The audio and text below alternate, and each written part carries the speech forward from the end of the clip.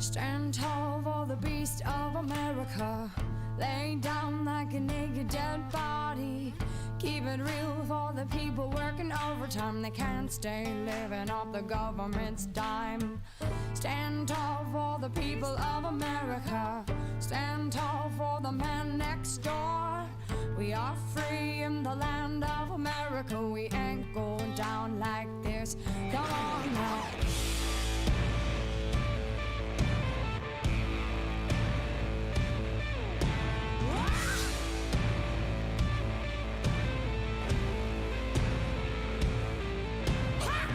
Stand tall for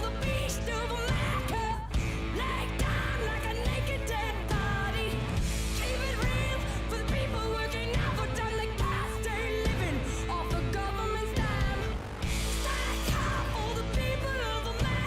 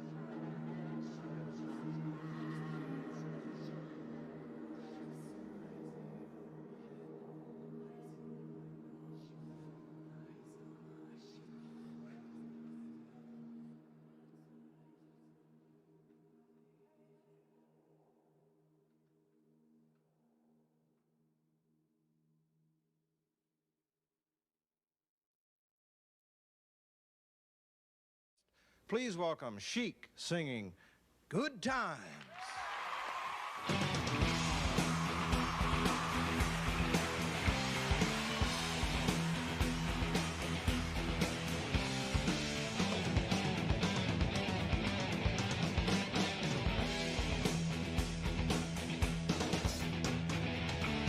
Happy days are here again.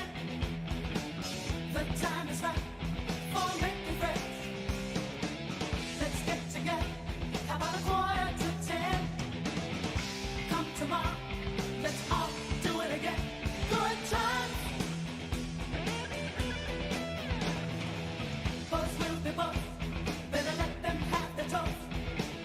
Girls will be girls, cute ponytails and curls.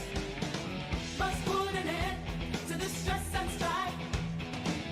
I think I want to live the sporty life. Good times. Sailing on and on and on. These are the good times. And the cars goes on. Leave your cares behind. Sailing on and on and on. Our new state of mind. And the cars goes on. These are the good times. Good times. The good times. The good times. The good times.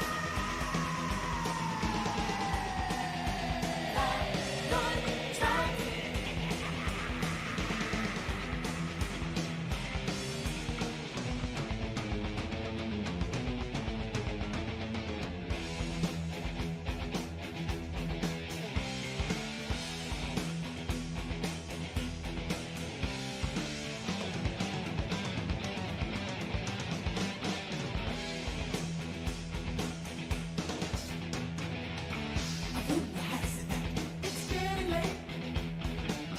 Time marches on. Just can't wait. The clock keeps turning. Why hesitate? You silly fool. You can't change your fate. Good times. Let's cut the rug. Little chaff and jitterbug. We want the best. We won't settle for less. Don't be a drag. Participate. Hands on the hash and roller skates. Roller skates. Good times.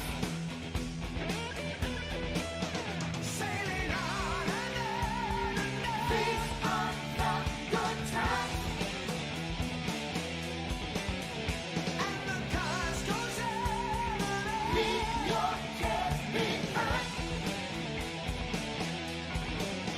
Sailing on and on and on. Our new state of mind. And the cars goes on. These are the good times.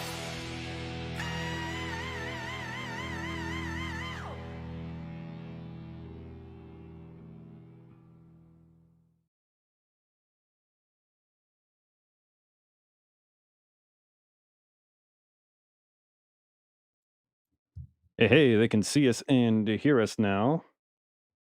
Hopefully. Yeah, they can. Okay, cool. Hi YouTube. We're about to get started here. Without any further ado, let's get right into it. Hello, fellow Galactic listeners. I'm Aaron Julian, and this is WSTR, Galactic Public Access, a Star Wars podcast. Welcome to episode 207. We hope you and yours are well, and with everything crazy going on, we want to continue to be a platform that promotes positivity, life, and hope. Today, we are talking to a very special guest, stunt performer and actor Michelle C. Smith. Welcome to the show, Michelle. Hello, thanks for having me. Yeah, thanks for joining us from the Great White North. Yep, Canada. That's it. We also have Miss Carla Giacalone. Welcome back to the show. Good evening, everybody. Thanks for joining us. And Mr. Todd Hoffman. Carla, I thought you were going to say y'all again. Oh man. You let us down. You let us down. Missed an The Jersey opportunity girl there. with the twang. You know? When we needed her the most, she Yes. disappeared. Oh. Well, I'm glad to be Shameful. on the show. Thank you. Yeah, thanks for joining us, along with your Yes. ceremonial plates in the background. Yeah, I need to get the extent. We were just talking before the show about the internet. I need to like get the boosty Wi-Fi thingy for my basement because my router's upstairs, man cave's downstairs. These are things. I go down there, it's not as smooth. So you get the fine plates and the yellow wall. So It's mean you very don't- homey. yeah. It is, but are you saying you Yeah. don't want to be a madman like me and run a 50-foot Ethernet cable throughout your whole apartment? I Because that's what I did. maybe that's what I do, man. That's maybe what I'll do. I'll buy the 100-footer and just run it down the stairs. You know, what are you doing? Podcasting. The greatest sacrifices require the greatest wills. Right, exactly. Todd, why don't you go ahead Yeah. and tease that news for us? I shall. Okay. First up, The Weeknd. Blinding Next up, lights. yes. Pew pew pew is the second one, and then some Aussie Love is the third one. So you gotta stick around, write those down, get your decoder rings out, and we will go back to those at news of the week. All right, without any further ado, let's go on to our main topic. All right, Michelle, I don't know if you realize this, but you are on the hot seat. Is the seat hot? Not in Canada right now, Right. no, but I would like it if it were hot. All right, exactly. Well, you know, they have like those really expensive chairs, I'm sure, that have the butt warmers. I'll go or get whatever. one. I'll next Yeah, time. yeah. Next time. But we are, newsflash, we're a Star Wars podcast, so we have to ask this question right off the bat: Okay. is how did young Michelle get into Star Wars? Well, young Michelle, my first memory of Star Wars was my dad watching Empire Strikes Back when I was very, very young. So this would have been like late 80s, I would say. Mhm. I remember being very enthralled with it. I remember the scene of Darth Vader reaching out his hand and when he's talking to Luke before he chops his hand off. Yeah. I remember that very vividly. And I called Darth Vader Dark Vapor for a very long time because that made sense to me. But yeah, and then around grade 7 or 8, I had a language arts teacher that reintroduced everybody to Star Wars because that's when the box set, the VHS Yes. like special box set came out. Yeah. So we watched it in class and we had to write essays on it. And I fell in love with it. And so I made sure that my parents went and bought it for me. And then I watched it over and over and over and over again. These are And yeah, that's things. how I got That into is Star awesome. Wars. And you're hooked. I was hooked. Yeah. That's I awesome. really, really enjoyed, I remember the cartoon Ewok show very Oh. vaguely. Wow. And Wow. I really, really, back then at that age, that sort of like 12, 13-year-old, I was really into Return of the Jedi. But I will say that Empire Strikes Back is a pretty solid favorite for me. All right. Well, you're good on this show. That's good. That's a good answer. It's a pretty cool English teacher. You get to write about Right? stuff. Yeah, I'm like, No I kidding. want to go to I'm school a to little write jealous. papers about Star Wars. We had to watch it like, and then we'd have to like discussions about it after. And I was Yeah. like becoming more and more obsessed with it. Yeah, it was fun. Awesome. That's awesome. Very cool. What is your favorite character in Star Wars? Do you have a favorite character? I'm gonna have to say Darth Vader is my guy. I love Not it. Dark Vapor? Dark Vapor is where Yeah. it's at. Yeah. I love a story of a villain that's misunderstood and then has a redemption at the end. I really, really like that. I love to imagine the backstory of Dark Vapor. Yeah. However, That's a the- totally different movie. yeah, the movie that they made eventually years and years later about the history of Anakin Skywalker into Darth Vader, it wasn't so hot on that. Like it had potential, but it didn't quite do it for me. But I really like this sort of like misunderstood character that just is so damaged and broken that they end up on this completely wrong path. But then in the end, they realize that they were wrong and they have this like big glorious, like full circle moment. Yeah. So are you are camp Darth Vader is a villain? Well, he is a villain because he did terrible, terrible things. True. But I also believe in the inherent good of all people, and had things gone differently for him in his past, maybe he wouldn't have become Darth Vader. Yeah. He maybe would have stayed Anakin for a while. But who knows? That's just headcanon at this point. Right. Yeah. Right. When your first scene involves like choking a dude to death, kind of puts a little damper on things. Yeah. Like he is bad. He's not. He's That's not the great. tone a bit. Yeah. Yeah. I don't know. I kind of like the misunderstood person, not really a villain, but that could be like a 3-hour podcast and we don't have time for that. So, well, you kind of mentioned this. You said Empire is your favorite. Do you have a second one? Are you more, are you original trilogy, prequel, or sequel, or? I'm very particular to the original trilogy. I think those are standalone movies. They did not need anything more added to them. However, we got more, and that's wonderful. Right. I will say that Empire, as an adult, my favorite is Empire Strikes Back. As a kid, I liked Return of the Jedi. Yeah. A New Hope is just, it's an important, like, it sets up the story for us, but it's not my favorite at all. It's a little slow. It's kind of boring. Slow. I did see The Last Jedi. I haven't seen The Rise of Skywalker. I think I've seen all the other new ones though, but I did enjoy The Last Jedi. I think I love the spiritual aspect of what being one with the Force is, and just they sort of threw that in there, and I liked that about it, because in my mind that's what the Force is. It's just an energetic field that you can manipulate if you can learn to tap in. And so I didn't mind The Last Jedi, but I haven't seen the very newest one that's come out yet, so I can't say. But the original trilogy is where it's at. Like you can't beat that. You can't. You could try, but you can't. You can't. Yeah, you can't. Yeah, I mean, everyone has been trying to repeat that, even Star Wars. If Star Wars can't even do it, if Star Wars can't, it's time to move on. It's right, yeah. Right place, right time, kind of thing.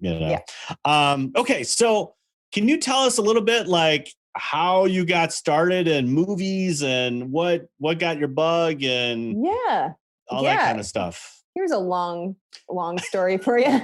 So I started out in life at the age of 5. I joined the sport of baton twirling. Okay. And I learned to be I was wondering twirler. if you did a little baton twirling. Yeah. I didn't do a little bit. I did a lot of it. It was very intense. So I started when I was 5. I sucked until I was 7. Something happened at 7. It clicked. I finally got it. By 9, I was competing at a national level. By 11, I was competing at the World Championships. I competed at the World Championships for every year after that until I retired. I won medals, was in the top bracket in Canada and in the world for my entire career. So it was very full time. So it's pretty much like Karate Kid, but just with batons. Pretty much, yeah. Yeah, cool. Yeah, cool. We were training for the Olympics, even though baton's not even in the Olympics. But that's how intense and how serious it was. Really? Okay. And then maybe one day. And then as if I'm going to go back. Hey guys, watch this. You can be the coach. Watch this.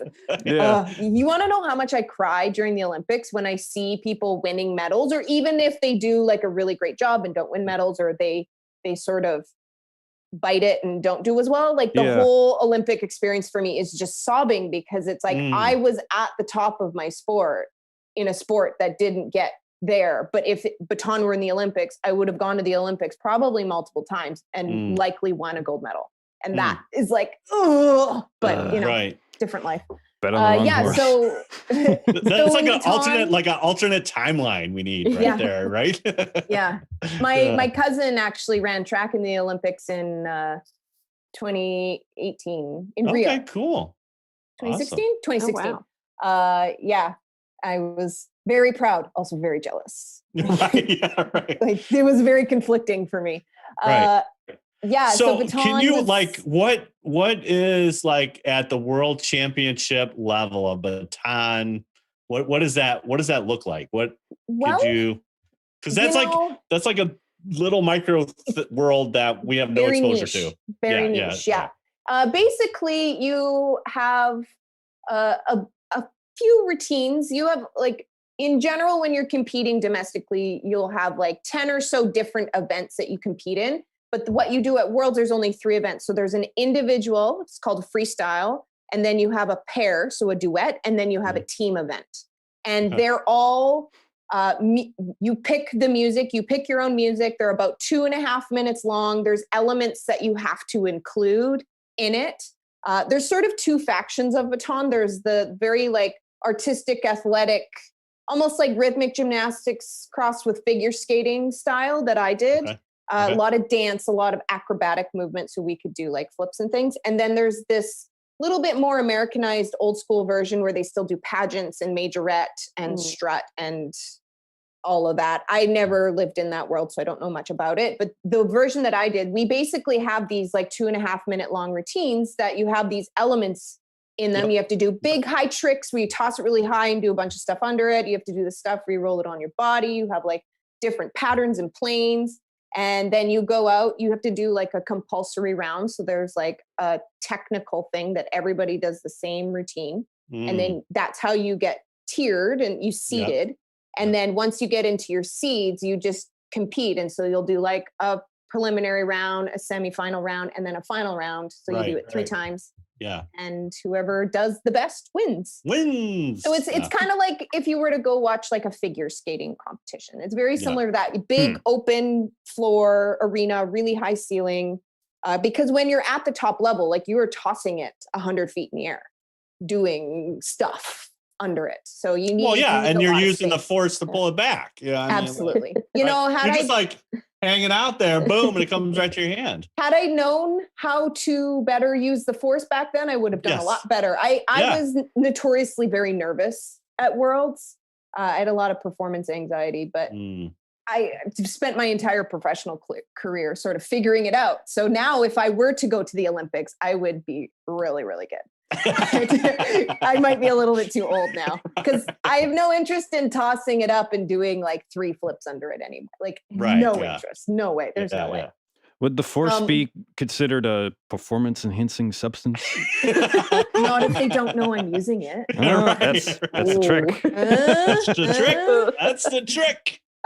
So baton was super intense, but I was also, because we had to dance with our batons, I was competing full-time in dance as well. I had a full dance training schedule. So if I wasn't at baton, I was at dance or gymnastics. Did you like go to school or like what did you have like? I went to school and hated it because I was so focused. It's like baton seemed so much more important than school. And school was not, this is a whole rant and conversation on its own, but school was not set up for people to excel at. Like an athlete, a very physical person sitting in a desk all day, made for right-handed people. I write with my left hand. So like if they put me on the right side of the room, I have to face this way to write. Oh no. Because I don't write like this. I write like a normal person. Right. And so they put me in a desk made for right-handed people. So I can't even barely sit in the desk. And then I for some reason, they would always put us in rows by alphabetical order. And my last name is Smith. So I was always on the right-hand side of the room. And I'm trying to look at the board like this. And you know, what a disaster. I was done. I was just like, can't wait to get out of here. Gonna go be a professional dancer. So I moved to Vancouver to be a professional dancer. Was sure I was going to dance for the Backstreet Boys. Oh my God. Guaranteed. It was back Guaranteed. then. By the time I moved to Vancouver, they were already not cool anymore. Oh. So hung out in Backstreet's the not dance back. world. Yeah. Sorry, Backstreet. Sorry, Backstreet. Hung out in the dance world for a little bit and then needed something more athletic. So I got into circus, started doing circus arts, explored circus arts. Like I did silks, I did rope, I did hoop, I did a handstand act, I did a contortion act. I'm not a contortionist. I did a little partner balancing act and I did that for a little while. And then through circus, I started meeting stunt people. And Okay. once I started meeting stunt people, they're always training. Like that's a part of stunts is your part of your Yeah. job is to train. You're a professional Right. athlete. And so I would be meeting up with people and they'd be playing with weapons and swords. And I just pick one up and I'm like, I know how to use this. Like just, Why I not? spent a long time with a baton. I know how to use something in my hand. Right. And just started going from there. And from there, I got into stunts and that led to acting. And now I'm building my own business and coordinating and fight coordinating. And yeah, like I've just kept going. I've never stopped since I was 5 years old. I'm just going to keep walking forward and see what comes up and what interests me. That's awesome. Yeah. Could you talk about some of the movies or TV shows you've been in? So like you've been in Smallville. I was in Smallville. Yeah. Yeah. Back in the day. Back in the day. My first movie I ever worked on was Percy Jackson and the Lightning Thief. Okay. Yeah. I think they were expecting that to be a really big franchise. Like Harry Potter, basically. Yeah, it was supposed to be like Harry Potter. Mhm. I don't know what happened to it. It just sort of disappeared. It didn't happen. I think they made two. I was in the second one too, but that was it. There was a movie called Red Riding Hood with Amanda Seyfried and Gary Oldman. I worked on Deadpool a bunch of years ago. But wait. But you were the double for Gina another Star Carano, Oh. who's in Yeah. Mandalorian now. So- yeah. There's a Star Wars connection. Worlds collide. Yeah. So why does Gina need a stunt double? Tell me about the Hollywood. That's a really good question because I there's a lot of debate whether actors do all their own stunts. And Gina is a really good example of someone that absolutely could do her own stunts. She's tough. She was a professional fighter that got hit in the face for real before she got into acting. Like she's tough and she's strong. And she still looks good. Yeah. She still has all her teeth, I think. I don't know. Well, yeah. And so here I am coming in, dancer that learned martial arts and has only been punched in the face for real a couple times, where she made a career out of that. And I'm like, my actress is tougher than I am. But also, it's a liability thing. The studios and productions don't need their actors to be doing absolutely everything. Yeah. It's a risk. It's a definite risk too because expensive. if that actor gets hurt, the whole production shuts down. Yeah. And that's a lot of money that they're wasting. Yeah. But also, and a lot of people don't really consider this, is it's a workload thing. So as a lead actor, you have so many people demanding things of you. Plus you have to be off book with the script. You have to there's a whole emotional process that you have to go through. Okay. Much like as a stunt performer, there is an entire mental process that you have to go through to get yourself ready for the task of the day. So if I'm getting thrown through a wall that day, I'm not just showing up to set and be like, let's go. There's a mental preparation that goes with it that's because totally what fair. you're doing is inherently dangerous. There's technique to it. There's a lot of things that could go wrong. And there's a lot of things that you have to put into place in order to do that safely. So asking that of an actor who is more than capable is just adding excess pressure and workload over to them when it would be in their best interest for them to not do that so that they have more time to do the thing that is more important, which is their face on camera, doing the good performance. Right. Yeah. And also, you're being hired as an actor. It is not your job to do the stunts. If you can do some stunts, that's an asset, and it's certainly helpful for the stunt team, but it's also not your job. There's people that have trained their entire lives, and their job description is stunt performer, stunt double. Let them do their jobs. But Gina, if she chose to be a stunt woman, she'd be a badass stunt woman. She would kill it. Quick. So I have a question. So going back to what you said about mentally preparing for a stunt that you have to perform, was there any stunt that you thought holy crap, how am I going to get through this? What has been your most difficult stunt to get through? It's every time. Actually, it's gotten a lot better because I was mentioning before we started that or maybe it was this. I performance anxiety. I've been living with performance anxiety, and a lot of my stunt and circus career has been about exploring how I perform my best, what conditions I need for me personally to perform at my best. And a lot of it comes down to being super present and just trusting in the training that I have. But there have been moments where my brain is just like, oh my God, and there's millions of people talking to you. And I did a gig just before the lockdown on a show called Hellstrom. It's a Marvel show that just came out. And we were doing this big ratchet scene in this barn. And so there was a bunch, like 7, 8 different people on wires flying. So it's a big day. It's a lot of things that have to happen in order for that to work. I like going into the day, they don't really tell you what they just like, okay, somebody's going to fly through a wall. Somebody's going to land in hail. Somebody's going to get dragged across the floor. Somebody's going to do this, but you don't know who it is. And just sort of going through the list of gags of like, I do that. I do that. I do that. Ooh, that one's going to suck. Don't want to do that. Ooh, that one's going to hurt like hell. Don't want to do that. Nope. So they don't really tell you up front.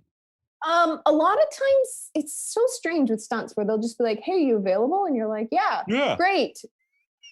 What We're going to set you on fire. It's just a wire gag. It'll be fine. Like you'll get a rehearsal, but there needs to be an improvement on the communication of what you're being asked to do, because sometimes maybe you just don't want to do it. But I did this gag and I think the coordinator was just like, oh, Michelle's tough. She can handle it. They gave me the gnarliest one. Oh, and the like rehearsal was fine, but like on the day, there's so many things moving around, and I was just really having trouble just like getting into the zone. I was really sick at the time. This is like pre-COVID. I was at work and I was sick and I shouldn't have been at work. And so I was just not feeling great, and I did not have a good ride on the wire. Like I whiplashed myself and landed pretty hard on my hip, and it wasn't good. But you know, that's just part of the job. That's part of the risk that you're taking on by choosing to do that job. Yeah. It's not always like my specialty is weapons, and it's not always. Is that on your business card? Is that like on your business card? No, like, my business card actually says professional badass. Yeah, there you go. There you go.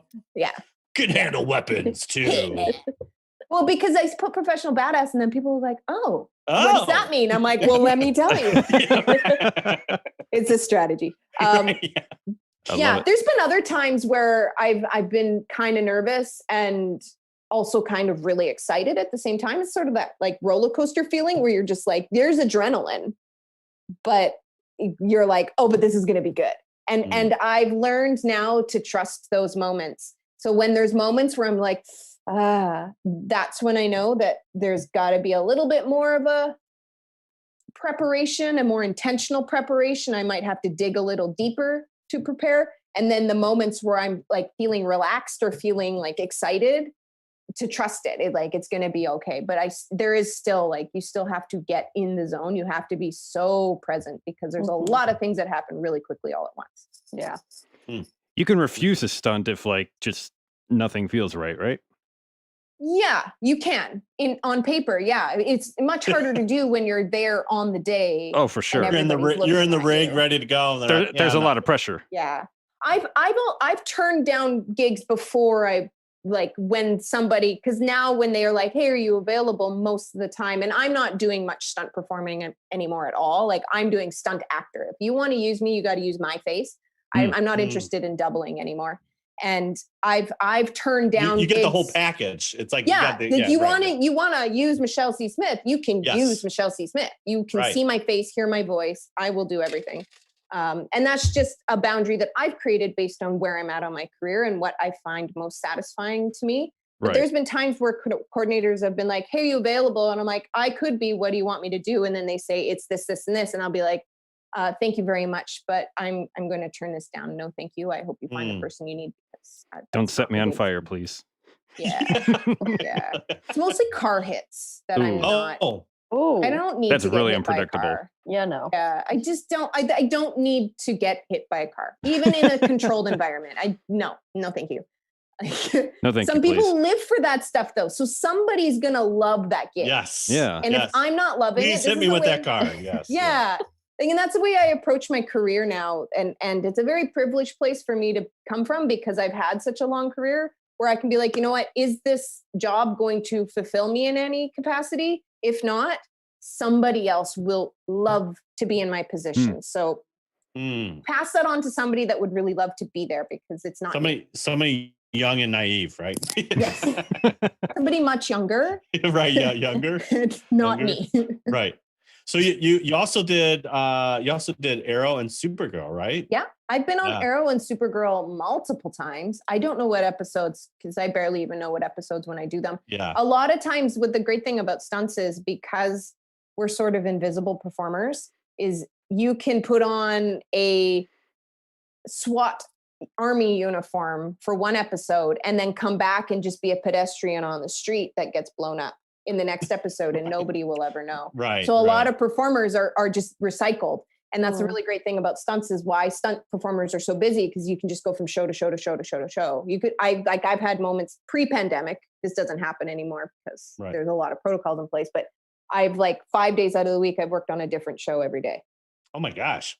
Yeah, Dang. Arrow, Supergirl, Legends of Tomorrow. Let's go to the 100. Let's go work on Omens. And yeah, Wow. Yeah. Nice. Why do you think stunt actors are not in the Oscars? well, there's She's this is a like, big let me big tell old you. rant here. There's okay. I'll just preface this with, there's a lot of things about what happens in the process of adding something into the Academy for an award Yeah. that I don't know get- about. Right. However, what I do know is there's a lot of politics involved, and there has been people actively trying to get an award for stunt performers, stunt team, stunt department since 1991. So this Wow. has been a long process. I do believe we're getting closer to it.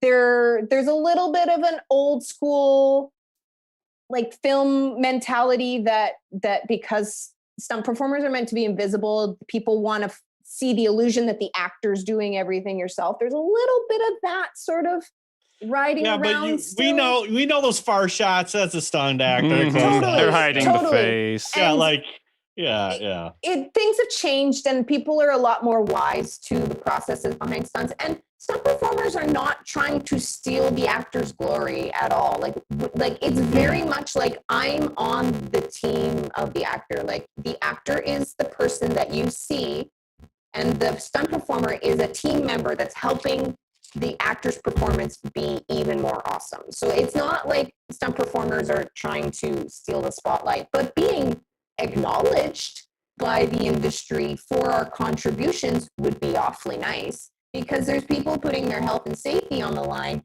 and nobody even, sometimes you don't even get your name in the credits. They just don't even feel that it's necessary. Like, I've exploded and fell on cement for you, and you didn't even bother to put my name in there. Thanks. Yeah. As if you're expendable. Well, yeah, and stunt performers, that's the sort of mentality, is like, oh, we can, someone gets hurt, we can just replace them with somebody else, but we don't want people to get hurt. And with every movie nowadays being an action show, everything superheroes, those shows are dependent on the stunt teams. The stunt teams are second unit directors. They're and now you have the guys from 8711 who are now directing movies like the John Wick films and some other films that are coming out. Those Chad are all Stahelski. those are all stunt performers gone to stunt coordinators, gone to second unit directors, gone to directors. We see everything that happens on set because stunts is so ingrained in everything that's happening on set. Right, and John Wick is essentially a stunt movie. Totally. And now you're getting those bigger films being nominated for Best Picture in the Oscar, those big action films. So I do think it's time that there is an award for stunts. I think the Emmys just added a Best Stunt Performance award. I think that's what they added. Okay. But it would be really nice. This is just my opinion. I think Best Action Design would be a really, really nice award for the Oscars, because then you can celebrate the entire team. What was Tarantino's movie last year with Pitt Once Upon a Time in Hollywood? That one? Thank you. Yeah, that one. Yeah, I mean, that is essentially about that, Yeah. It's like, Yeah. I think it's more about because I think there's the whole film industry is very slow to change, very attached to this is the way things have always been. Wow. So things are changing with it, and we're sort of demystifying the stunt performer and sort of letting people see into those doors, because there's a lot of stunt performers with really, really interesting, really cool stories, really inspiring stories. And it would be really nice for some of those people who choose to share their stories to have a platform to do that. Mm. And I know a lot of people get into Right. stunts because they don't want to be the actor. They like Right. performing, but they don't want the pressure of having to be that person. Yeah. But there is a lot of people with really cool stories and like have seen things. Have like those people that have been around for like 30 years, they've seen things. Mhm. They've got stories and they're fun. Oh boy. Now the counter argument that I've heard to Mhm. there being an Oscar category for stunts is that if you were to set like a like if somebody got a award for falling 300 feet onto concrete or whatever, that's just going to set the bar for the next person to want to fall 500 feet onto concrete, Yeah. and it just Yeah. gets like I've the kind of one-upmanship just totally, like incentivizes crazier and crazier stunts to the point where it's just Yeah. completely ridiculous. I've heard that argument as well. And, I don't disagree that there are going to be people that do think about that. But I think now that safety is such, like, it is the highest priority. So Mhm. by trying to do bigger and better things, the safety factor is always going to be considered. And now with the cool technologies we have, it's not so much about who's doing the gnarliest stunt. It's about how creative you Mm. can get with Yeah. the material and the resources and the budget and Gotcha. the theme and the context and the plot that you have to work with. I think that's why best action design, it could be like John Wick style fight scenes that are just ridiculous, or it could be something like the Mad Max movie where it's this whole entire different scenario, or something like Fast and the Furious where it's all driving. Yes. Like, Yeah. there's all very intricate pieces to those sequences throughout the entire movie that should be celebrated. And the fact that we're one of only 2 departments not recognized at the Oscars by the Academy, Mm. and the other one is casting. And like, Oh. if you don't cast the right people in your movie, you don't have the right movie. Yeah. And stunt Yeah, performers' that's true. faces are literally on screen. You're literally seeing our faces. And we're literally hitting the ground, and you don't even want to acknowledge our presence. Like, Yeah. it's Yeah. so disheartening sometimes. And there are sets that you go to, it's changing, but there are sets that you go to and you just feel so underappreciated and just like, why are you here? Get out of here. Like, yeah, Mm. it's Ugh. not fun sometimes, but Yeah. Yeah. that's Yeah. every job is going to be like that. Right. There's always going to be some of that there. Yeah, there's politics everywhere. Didn't mean to push a button, but I think it's like an important topic because, like, Yeah, it is. because like you said, everything's getting more elaborate. And even though CGI is the big thing, a lot of it's still practical. And obviously, Yeah. from a Star Wars perspective, we love our practical effects. Yeah. So, You can't replace the essence of a human. yes. Right. You can't. They tried with But, Tarkin. Oh boy. But with like CGI, you can keep performers safe and then do those gnarly things. Yeah. But the essence of the actual person can never be replaced. Right. Well, right now, our brains still know it's like, no, that's fake. Yeah, Mhm. yeah. It's still, you can still tell. Yeah. Yeah. Do you have a favorite stunt from a movie that you've seen? Not one that you've performed, but one that you've seen on screen? Not off the top of my head. I don't often watch a lot of shows, so Or maybe to narrow it in watching Star Wars, is there kind of a moment that a bit of stunt work that stands out to you that be like, yeah, I'd love to do that, or not in Star It's Wars. it's Not in That's the fair. old ones. it's Boba Fett flying over Sarlacc in the wire. That's the one. You know what? I knocked A New Hope earlier, but in New Hope, the first one where they have the little land cruiser thing, where he Yes. pulled up into Tatooine, Yeah. Mhm. like doing that in the 70s. That's wild. It is. Like, they were so ahead of their time. Yeah. Yeah. Mirrors. But you know man, what I mirrors. just thought of is there's a movie. I talk about this scene a lot, and it's not necessarily got a big gnarly stunt. The big gnarly stunts don't do it for me. I like the fight scenes. And there's a movie called Game Night with Jason Bateman and Rachel McAdams, I think.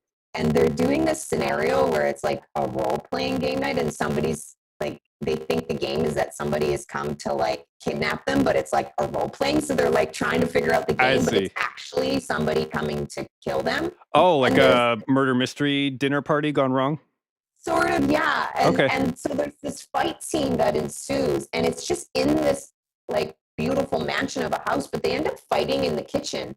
And it's so clever and resourceful and exactly the kind of fight that you would have in a kitchen. And I find that a lot of shows that they're just trying to like, and they're just trying to like hit and scrap, but they were like, oh, there's a baking sheet. Oh no, there's a fork. And like, just like the scrambling of trying to use all these utensils and objects that you would have in your kitchen. It was so well done and so creative. And then like this big wide shot from outside, and you could see the people like fighting in the kitchen. Meanwhile, the party's going on in the other room, and they're like, "This is fun. We're getting into it." And like, just like that's so like that's what I like to see. Like, it's just taking the knowledge of what you know about what you can do to make things look real and gnarly and how it's going to sell on camera, and then creatively building something that's not just your typical fight scene in the kitchen. Yeah, Right. awesome. I'll tell you my favorite stunt. It's A Nightmare on Elm Street. When there's this part where Freddy's chasing Nancy like up the stairs, and he is on fire, and he runs up the stairs, and then he's like hit on the head with something, falls back to the bottom of the stairs, and then like runs up again, all in one take. It's like 40 seconds of being on fire and falling downstairs and running upstairs Hold his again. breath that long. Yeah, gosh. that was There's- Anthony Cesare. I hope I'm saying that right. Oh wow, that's If you're the intense. pronouncer here, yeah, it sounds great. Sounds great. There's one in Home Alone, the original Home Alone movie, and now the stunt, that movement is called a Home Alone, and it's where the guy like does a flatback onto the stairs Yes. on the ice. Yes. And so now that movement is called a Home Alone, but that like Interesting. just landing on your back and then going down the stairs. No, thank you. Get some padding, take some ibuprofen. Yeah. Whoops. That would be definitely one where I'd be like, thank you so much. And I'm not the person you need for that. I've done those gigs before. Like I can say that now in my career because I've done them. And I know like, it wasn't fun. I did not enjoy that. Oh man, that is crazy. Yeah. We do have some questions from the live stream. Sure. Burke Productions says, your staff and saber work is badass. Thank you. Thank you. What style of martial arts did you study, if any?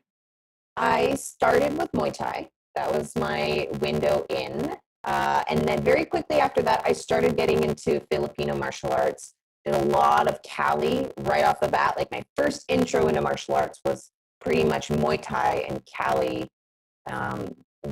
basics of the MMA traditional art. And then since then, I've gotten into a little bit of Wing Chun, some JKD. Panatukan is definitely in there. I did jiu-jitsu for a bit, didn't love it. I've done a little bit of Taekwondo. But what I always kind of go back to is that FMA style. It just speaks to me for some reason. I just like being able to use weapons in a very quick and efficient way. And obviously we know all the staff spinning, like fancy tricks are not meant to be combative. Like we know that. We know that. I'm It really still looks cool. You put the it arts does, in and martial it's- arts. Yes. Yeah. Well, Yeah. that's why it is an art, because there's a martial side to it where it's about survival, life and death. And then there's an artistry to it where it's about the flow and the essence of Well, what because you're doing. right. I mean, like Indiana Jones, you just shot him. Yeah, you know how many people comment on my videos, be like, this reminds me of Indiana Jones, or I just take out my gun and shoot her. I'm like, that's not the point. Like, you're not even funny. You're not the first person to say that. Right, and I'm yeah. kind of offended that as like a lone female posting a video that the first thing you think of is shooting me. Yes, agreed. A little bit suspicious. Yeah. Can we talk about the Instagram? I mean, you're like, I mean, I don't know. It was probably some lightsaber thing you did. And I'm just like, how the heck you do that? And then like you do a lot of slow-mo stuff, and I'm just like, I have to watch it a couple times because I'm like, this stuff is tight. So Thank you. yeah, I Yeah. mean, it's just Yeah. awesome. So can you kind of talk about how you're, like you say, you're kind of progressing your career, and now we have this platform. And Mhm. so how did that progress for you as well? You're like, hey, Yeah. I want to kind of show my stuff here. Yeah, it kind of came from that because when I retired from baton when I was 19 and started working professionally, I kind of put my batons away for a bit. I could always do it because it's a part of me, but I wasn't actively showcasing it. And I think that's because I really needed to explore other things because it had been so intense for me. So by the time I finally came back to them and was just like, you know what, I'm a baton twirler and that's pretty badass. And I'm going to own that. I'm not going to use my... They were calling you in the force. That's what it was going Yeah, on. that's pretty much it. And I was just like, I'm not going to use my batons because I've been there, done that. Like, there's nothing I'm going to do with baton that I haven't already done at a higher level. So what can I use? I'm really into martial arts and fighting. And that's why Callie and like FMA, our niece, really spoke to me because I'm so comfortable with something in my hand. It's like home to me. So how do I build on this? How do I create a new style? And that's right when like sort of Facebook, Instagram was becoming a lot more popular. I just decided that I was just not going to apologize for being a baton twirler anymore. And I was going to show people what I could do. And it's always an ongoing process. What I call it freestyle staff is what I've created. And what freestyle staff is becoming and has become is always just a work in progress as I explore what's interesting. And I found that adding a combative element to it really speaks to people because I think people really want to feel cool. Like we all just want to feel like we're the cool kid. It's Yeah. true. We're all just a bunch of nerdy nerds, and that's okay. I just watch those videos and I feel cool watching those Good. videos. Good. That's what I like.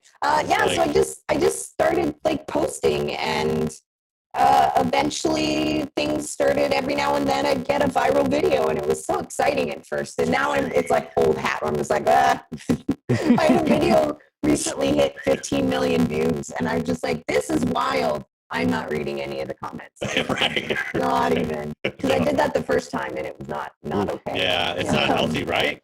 No, absolutely not. And like, I try and interact with as many fans and followers and interact with comments as I can, but I'm not going to actively go and read through them all. Like if it just passes my feed, basically. Yeah.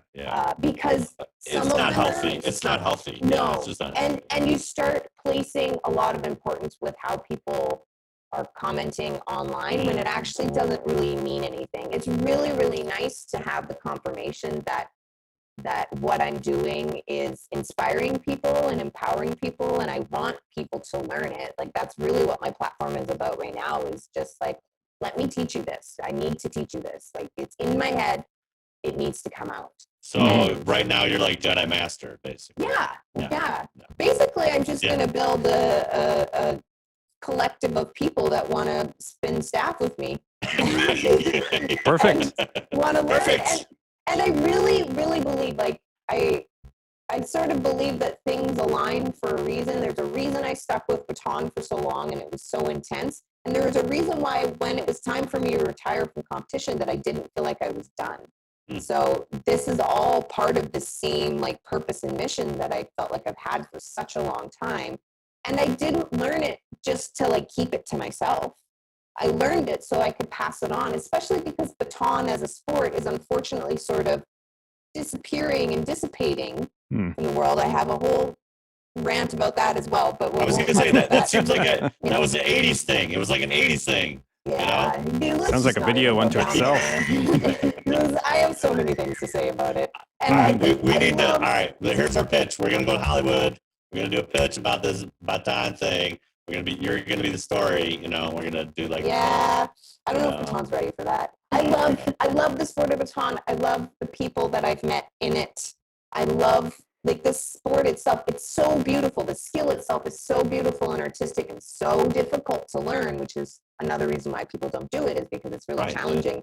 And so what I've done with freestyle staff is I've sort of just put away all the pieces that just they're just filler, they're just fluff, and just kept it to like, okay, this is the progression of skills that's going to get people to feeling like they're a complete fucking badass. Sorry, I didn't mean to swear, but I did. We'll edit it They're out going to there. feel cooler in their lives, and it's going to translate into so many other things in your life because you have spent the time learning about this. It's about the practice of it. It's not necessarily catching the coolest skill. It's about the process of learning and being like, wow, look at what I'm doing. Look what I can do. And yeah, and it's really a lot of fun watching people discover what the essence of staff spinning can be and what it can offer you. And I think that's what social media has really gifted to me, is like I have a pretty big platform now, and now I can use it to showcase other people and enroll people into this thing that's done so many wonderful things for my life. Like imagine what it can do for yours. We need a baton flavored Cobra Kai. There you go. Maybe not baton, like staff. We could say staff There you go. flavored because the baton. yeah. Because when you say baton, people generally, I'm not going to generalize too much, but generally there's an image of like a lady marching in white boots. Mhm. And No, I think of the 80s, and I think of like a regular parade, and the first person is baton twirler out there. yeah, and that's unfortunate Oh. because that's not what I did. Right. That's not what it was.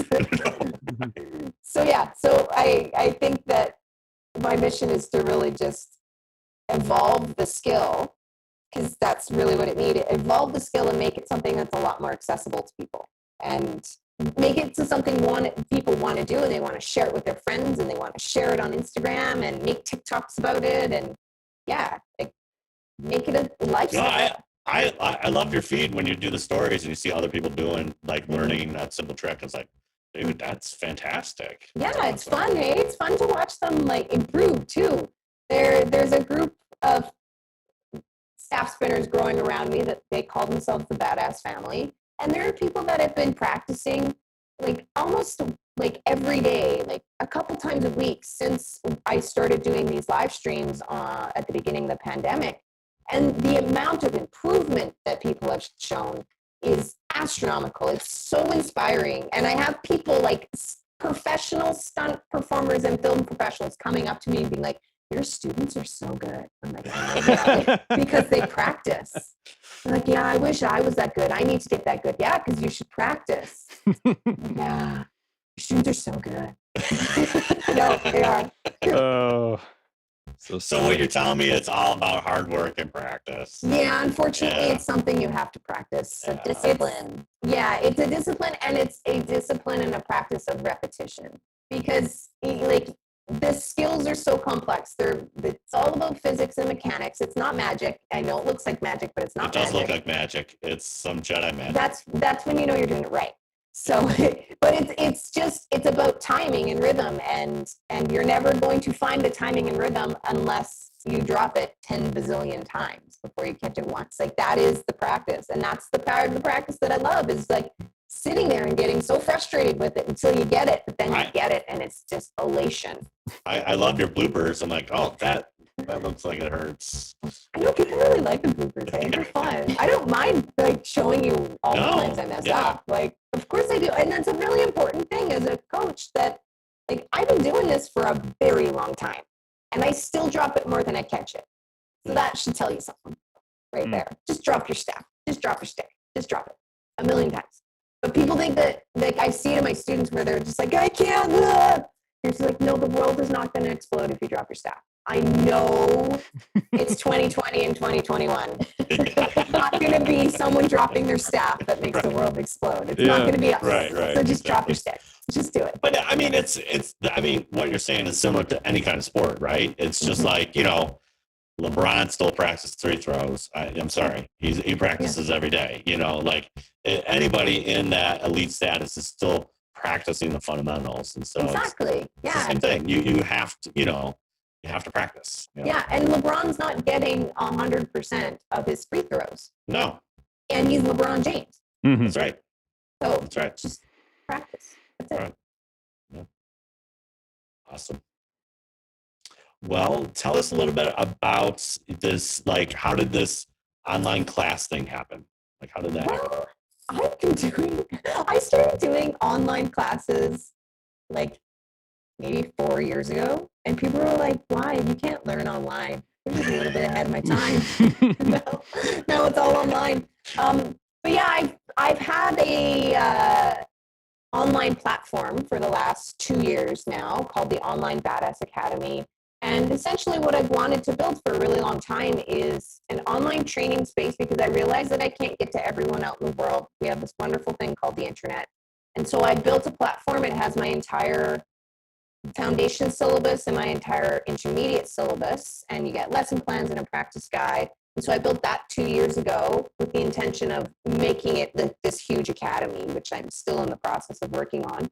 And then I've also been teaching, before the lockdown, I was teaching like regular 6-week sessions of group staff spinning classes, starting from beginner level all the way up to like a high intermediate level. And really, really enjoy that. I have a lot of private students, and I just really enjoy teaching. Like I said, I really want people to have these skills.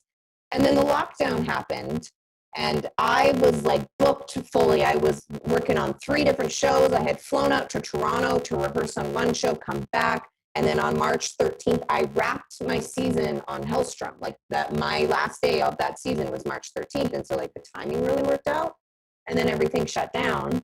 And I had this instinct of like, you need to do something. You need to get out in front of people, because people are scared right now and they need something to do. And you have the courage to stand up right now. And so I gave myself 2 days off. And then the Monday, the 16th, Monday, March 16th, I just went live on Instagram and started teaching a class every day. I just showed up. I didn't have anything else to do. Why not? I just showed up. I just like put my phone up and started doing this live stream class every day. We did every day for almost 200 days straight. Wow. Yeah, so it took us all the way into like September, October. Wow. And I was saying before, I started on Instagram and then went to YouTube for a while.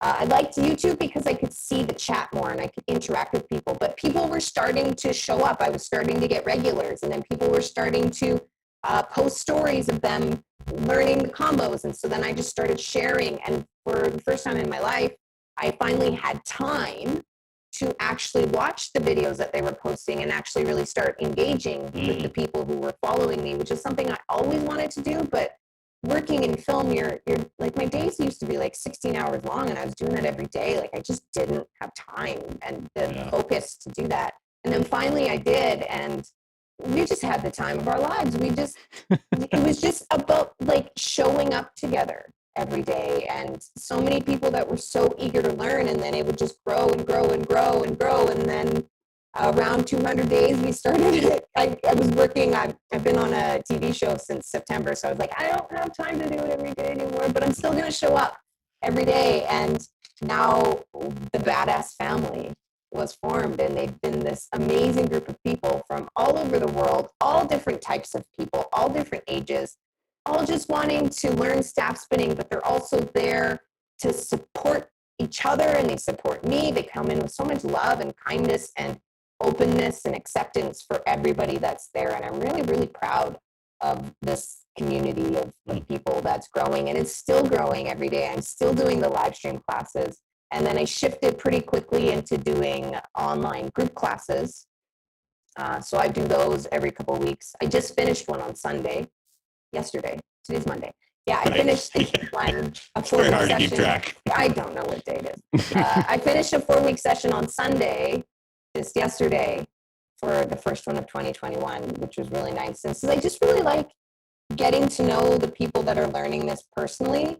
And of course, I'm not going to be able to get to absolutely everyone, but you know, the people that show up every day, they're showing up every day just like I'm showing up every day. And so I think acknowledging and valuing their presence in my space is really important. And it's just kind of growing like wildfire, and it's so exciting to see. And so my thing for 2021 is just more, I want to get a bunch of online courses that people can just buy, because I'm working in film, I realize that I just physically can't be everywhere at once.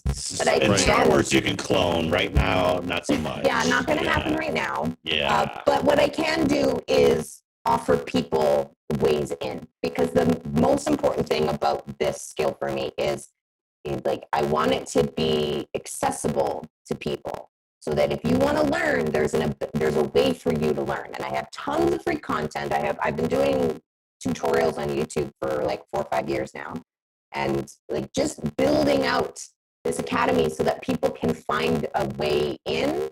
And then once they're in, like, here's all this supporting material for you. So if you want to get to that advanced level, it's there. It's all there for you. Because what I noticed was there just wasn't a lot of technical staff training available out in the universe.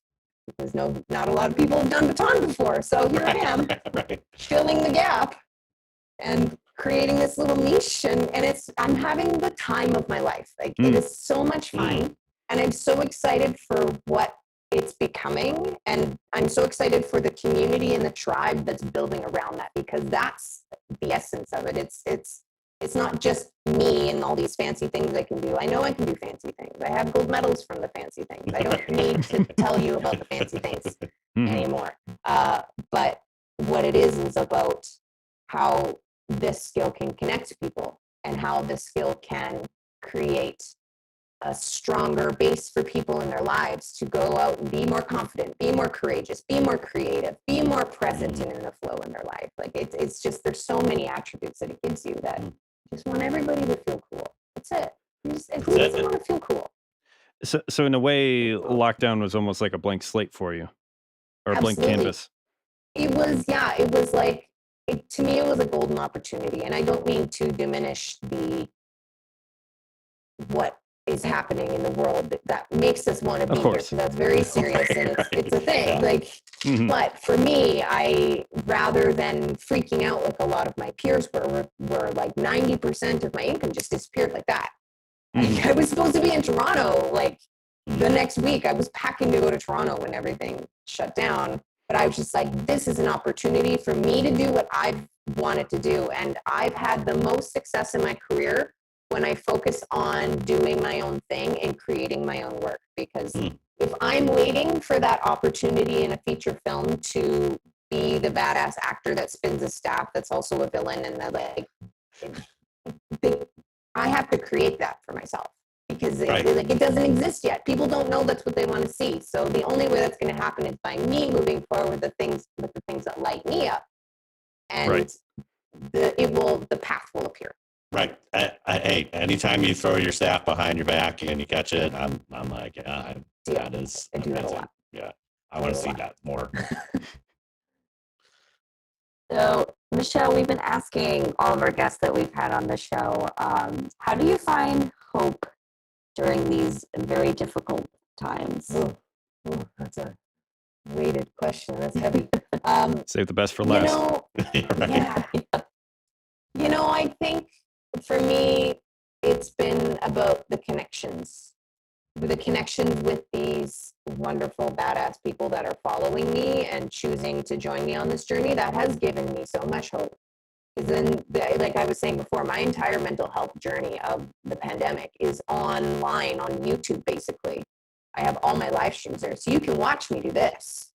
And it's quite the ride. But what got me through that were these people that chose to show up with me every day. And even when I was having a bad day, being like, we got you, we love you, we're here for you, you're doing a great job. Like, that really helped me make it through. And also, I think what this time has really gifted us is you see who your people are, because you see who's in your bubble, and those people that you talk to frequently, like, you have to actually schedule a Zoom time to speak with people now. And so you start really seeing who are those people. And it's, for me, it's been surprising who those people were, because they weren't actually necessarily people that I was working with, although they are my friends and I appreciate them. But it's been I have friends in Australia, I have friends in Alberta, I have my parents, and I speak to them regularly now, and I never used to do that before. I never used to make the time to connect with the people that have been with me throughout my whole life, and the people that will support me no matter what. And now I feel like I'm more social than I was pre-pandemic, because I have these standing Zoom dates. 3 times a week with my friends. And Yeah. that has allowed me to sort of come back to earth, because there's this sort of like underlying frequency of terror that's just kind of there all the time. And Yeah, it's really tiring. And it is. I saw a meme today, and it's called like pandemic fine. So when somebody asks you like, how are you doing? You're like, oh, I'm fine. But you're like, I'm healthy and I have work and I have a roof over my head. So like, yeah, I'm fine. But also it's a global pandemic and I'm not okay. Unmitigated human disaster. But I'm fine. Yeah. So yeah, it's been the connections with people and just being able to reconnect and touch base with people and know that everybody's going through the same thing, and having common ground with people all over the world that's been it for me for sure. Yeah, that's awesome. That's so inspiring. Yeah. Awesome. It really is. Yeah. So where can our listeners find this Badass Academy? Where can the listeners find this? Well, I do have a free staff spinning course. So if you want to know the 5 essential skills of staff spinning, you can go to badassacademy.online. I thought you'd never and ask. I saved the day. So you can go do that, and then through that, if you go through there, it takes you into the online Badass Academy. So badassacademy.online is going to get you into the academy, which highly recommend. We do a monthly live class once a month. So if you just want to hang out with me for an hour once a month, come on by. Absolutely. Yeah. I have tons of tutorials on YouTube. My YouTube channel is just Michelle Krista Smith. I have Instagram at michelle.c.smith. I hang out the most on Instagram. That's where I'm interacting the most. I'm starting to get a little more active on TikTok. My TikTok's at michelle.c.smith as well. Yeah. I think TikTok is a great time. People knock it, and I think it's wonderful. So more on TikTok.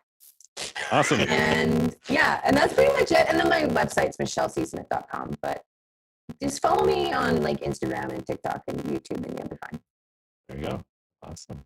Awesome. Well, it's been a pleasure. I'm so glad this happened. Thank you so much for having me on. It's weird too, because like I said, just seeing the videos, and I'm just like, this girl got some skills, And I obviously love when you do the lightsaber ones. It's like it adds a little pizzazz to it. Like, yeah, lightsabers are pretty. Like, I know that they're a weapon, yes, but they're pretty and they look nice on film. So yes, They're a built-in light show. Right, yeah. right. Just like sometimes you just want to spin things because it looks nice, not because you're trying to kill people. Right, exactly. Well, thanks again, Michelle, for coming on the show. We really appreciate having you. It's been Awesome. blast. Thank you so much, my friends. Yes. Let me know when I can come back. This was fun. Absolutely. Yeah. Anytime. Yay. All right, live stream crew, we're going to take a short break as we just transition out of here and finish up the episode. But we'll put some music on so it's not a complete bore for you. But stick around. We'll be back in about 5 minutes or so. See you soon.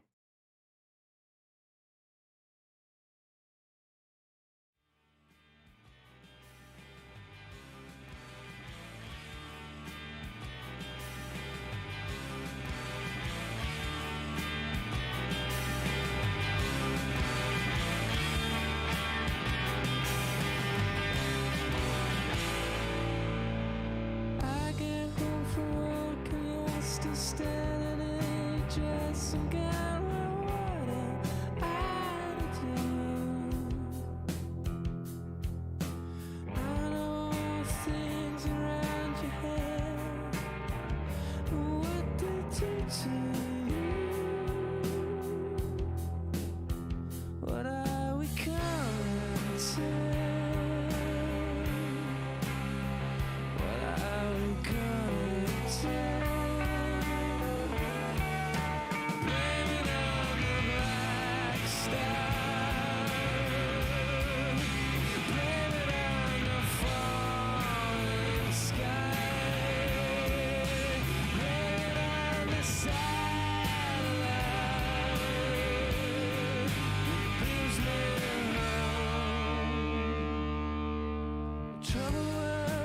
troubled mind. I try to understand what is eating you.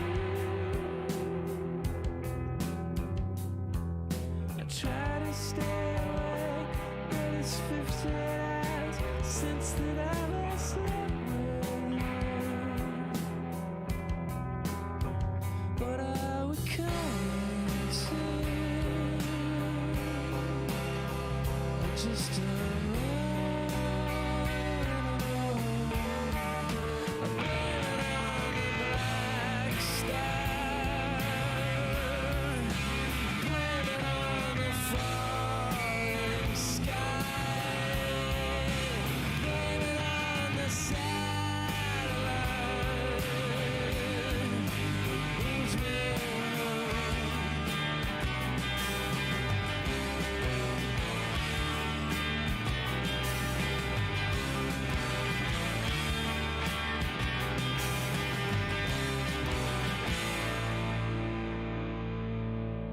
I get on the train and I just stand about.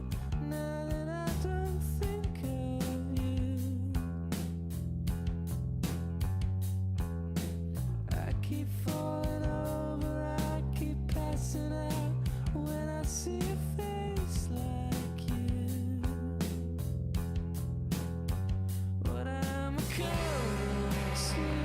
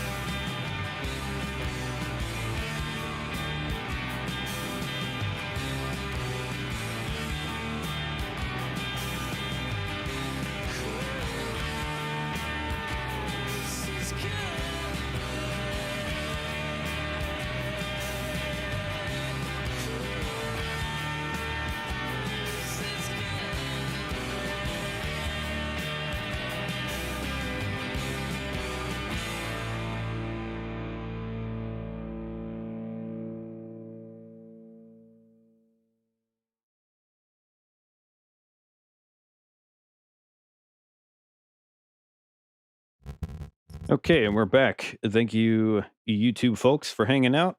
Let's continue on with the rest of the show. All right, stick with us as we pay some bills, because as we all know, it ain't easy living with a price on your head. You can find everybody on the socials: Heather at Hawk Awesome, Carla at Carla Marie Giac, Todd at Tizod, myself at Aaron Julian, and we are part of the Red 5 network. That's Red numeral 5 network. And of course, you can find us everywhere at WSTR Media, all one word, all lowercase. You can email us at mailbox@wstrmedia.com.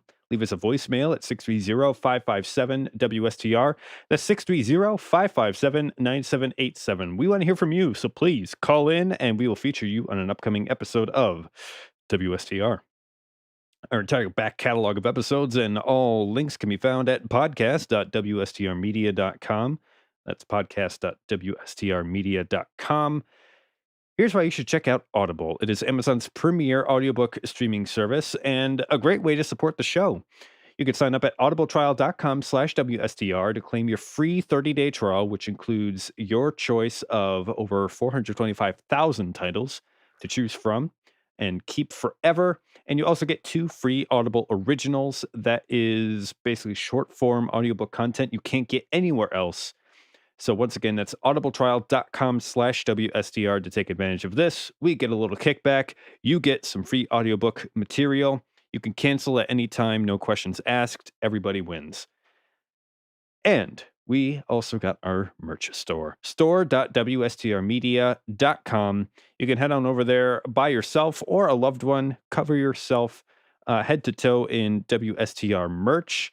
Valentine's Day is coming up. It's not too late to grab some WSTR merch. Just laying that out there.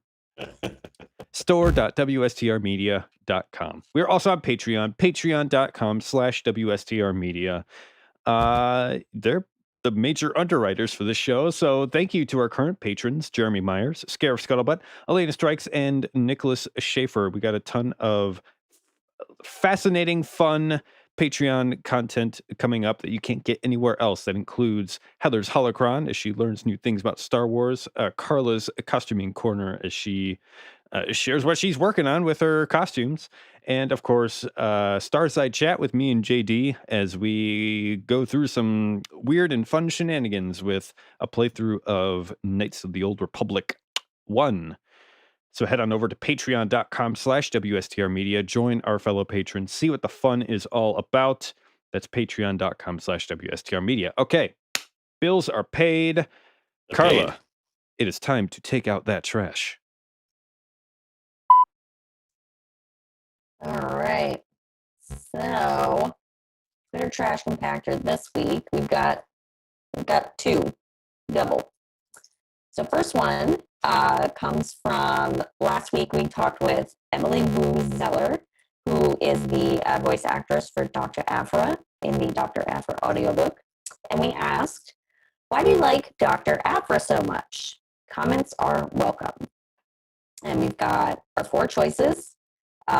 CD sidekicks, archaeologist, swagger, and Vader's BFF. Cool. So I don't think we had any write-ins for this one. Sadly, we did not. No. But the winner of our choices was swagger with 53%, which I'd have to agree with. She's definitely got that sass and wit. She got some swag, yeah. Second was archaeologist, 27%. 13% Vader's BFF. It's just such funny to say. Vader's BFF. And 7% was CD sidekicks. It's a shame. I like some murdering robots, but Yeah, right. Yeah. So yeah. Yeah, she said we talked. That was a great conversation, and we talked a little bit, Carla, about it as well. Where I think she would translate really well to live action. So yeah, she brings a different flavor of, especially like as a female role. Yes. She steps away from that kind of like boxed in, like like I was saying, white brunette when we were talking about our whole Unity episode. I think it's time to step away from that and put something different into the spotlight. And I think Dr. Aphra is a good place for them to kick that off, for sure. So we got to get her into more of the mainstream media. Yes. All right. Second trash bin. Here we go. What gives you the greatest joy in Star Wars? Comments welcome, and comments we got. So choices were movies and TV, community, books and comics, and video games. We'll go through the write-ins here. Oh, here I am again. Hi. Hi, Carla. I wrote Long-time listener, first-time caller. Oh, you know how many times I've heard that in my work? Yeah. Unbelievable. Oh, when you're screening the calls? Yeah. Like, I work in radio, for those who don't know. Yeah. So I wrote in that I love my Star Wars family with some hearts, because I do. That's such a Carla answer. It is. It's my favorite thing about all of it. Then we have Reaper Girl 27. She put all of the above, hashtag Star Wars family, the Yoda gif. The Force runs strong in your family. Mm-hmm. Then Corellian Blue says, I went with community. As much as I adore Star Wars, it's my Star Wars obsessed online friends I love talking to and who make me laugh and cry. True that. We're going strong with community here. I like Yeah. it. Mon Camilleri. Camray. Camray. I went with books, comics, but with a caveat. The community of fans probably brings most joy in a different and more fulfilling way than the other choices, so I didn't include it in my decision. Another caveat. Guess I just changed the entire poll at this point. You're sounding like me.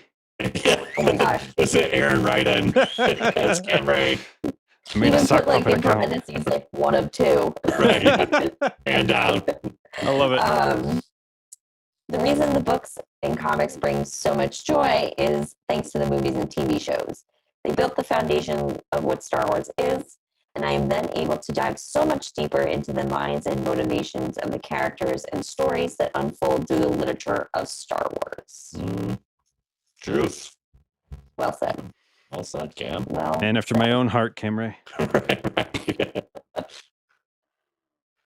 next up, we got Conversation writing in. Yeah, Charles. We chose community because we can interact with awesome people on these and more. True that. There's a trend here. Yeah. Pizza and Parsecs says all of that, pointing up as a GIF. So all the comments above. Yeah. So those are our write-ins. And as for our results here, we got movies and TV coming in at 49%. Community fell second, just like what the comments said, at 37%. Then video games at 9%, and books and comics at 5%. So yeah. Yeah. Community here is my vote. What do you Yeah. think? What's your vote? It's the chicken and the egg thing. You know, without the movies, we wouldn't have the community. Without the community, you wouldn't have some of the stuff that we see now, you know? So, yeah. I mean, I've met so many cool people through this stupid movie. It's fantastic. So, I would have to go with community.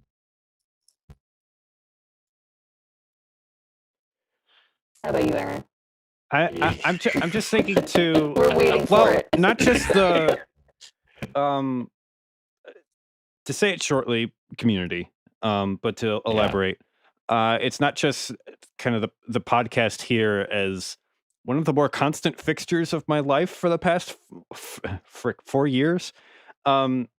It's going through Clone Wars with my roommate and the folks at the apartment, and just talking about Star Wars and being like, oh, I'm not the only weirdo out there. It's, somebody else is like just as invested in this universe as I am.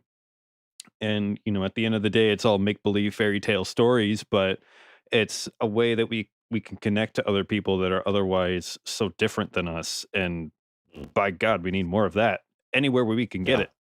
Yeah.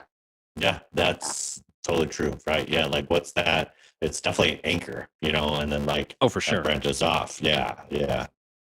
That's cool. Yeah. Once again, well said, Aaron. I'm here for it. That's right. So yeah, it looks like that's about all the garbage that we've got. But guys, oh my gosh, this is like 2 weeks in a row. What's happening? Intercepted Imperial transmission. So Oh we my have a God. write-in here. And this comes from this is an email, right? Correct. Yes. Uh-huh. Email. I think it's an email and a voicemail. So we might play, Aaron, we might have to put the We don't voicemail have a in there. voicemail. Okay, I just scrambled to look, but we don't have it. Okay. So this comes from Mason Odom. I hope I'm pronouncing that right. And he says, "Hi, I'm Mason, and I'd like to be a part of your podcast someday, and I'd hope for you to keep making more episodes. Love WSTR Galactic Public Access, by the way." Bunch of emojis. Mhm. Remember, the force will be with you always. Love your episodes. Keep it up. Aw, thanks, Mason. Very, very nice. Yeah, Carly got on the show, so I mean- I didn't want to get on the show. So I think that's literally how I got it. I sent an email. I was like, "Hey, you guys are cool. What's up?" what up? then You didn't say y'all back then, but I you know did that. Yeah. You know what? That next week I am going to pull up that email. oh my goodness. The email. The email challenge accepted. Oh my Challenge God. accepted. Oh my gosh. Challenge accepted. No, yeah, that's great, Mason. We really appreciate it. But yeah, keep those transmissions coming in.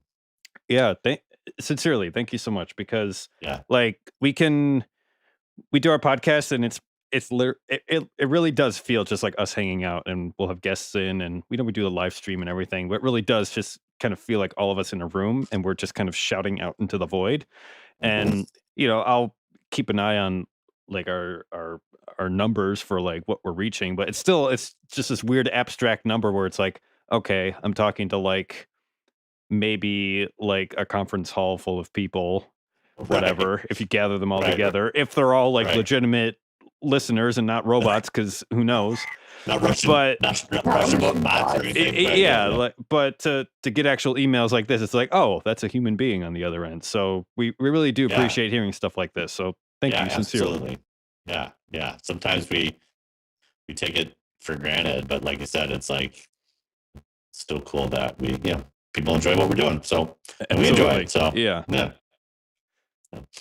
All right, time for news of the week.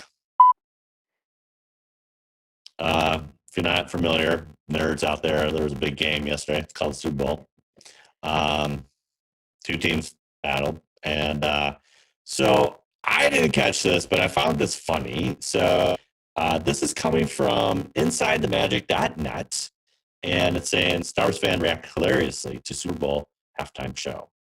Now, before I go into this rant, did either of you watch the game yesterday? It was a red team and a white team, right? One of them won. I know Both that. I mean, I'm in it for like The old the guy food, won, right? the drinks, and just like hanging out. And yeah. Oh, Carla. Okay. I might have been Yeah. playing D&D.